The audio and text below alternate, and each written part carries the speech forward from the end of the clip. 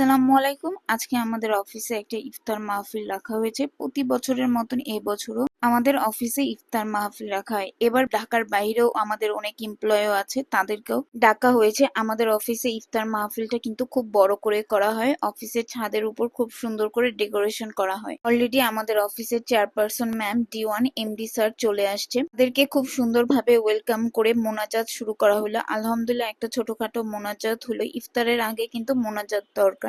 মোনাজাত শেষ করার পর আমাদের চেয়ারপারসন ম্যাম কিছু বক্তব্য রাখলো, তারপর আজান দিল। আমরা সবাই একসাথে ইফতার করলাম। আল বারাকা থেকে ইফতার আনা হয়, তাদের কোনো তেল ছিটছিটে থাকে না, শুকনো থাকে, খেতেও ভালো লাগে। আর সাথে হানিফ বিরিয়ানি থেকে মাটন বিরিয়ানিটা আনা হয়। হানিফ বিরিয়ানির কিন্তু অনেকগুলো ব্রাঞ্চ আছে, যাদের যাদের পছন্দ তারা কিন্তু ডিফারেন্ট ব্রাঞ্চ থেকে হানিফ বিরিয়ানি অর্ডার করতে পারবেন। আলহামদুলিল্লাহ ইফতার মেনুতে বেশ ভালো কিছু দেওয়া হয়েছিল।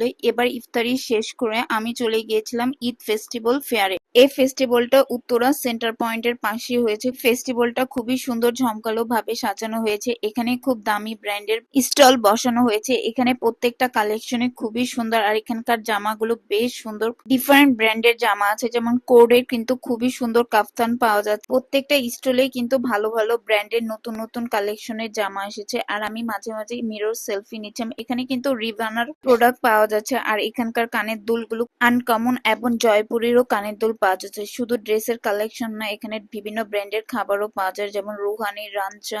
ঢাকার মোস্ট পপুলার রেস্টুরেন্টের ফুড স্টলও ছিল, চাইলে কিন্তু কেউ ক্যাচিও করতে পারবে। এই ফেস্টিভ্যালের নাম হচ্ছে ঢাকা নাইট মার্কেট সিজন 2, আর প্রেজেন্ট করছি ইউসুবে। আজকের মতন এতটুকু, ভালো লাগলে জানাবে। Till then tomorrow.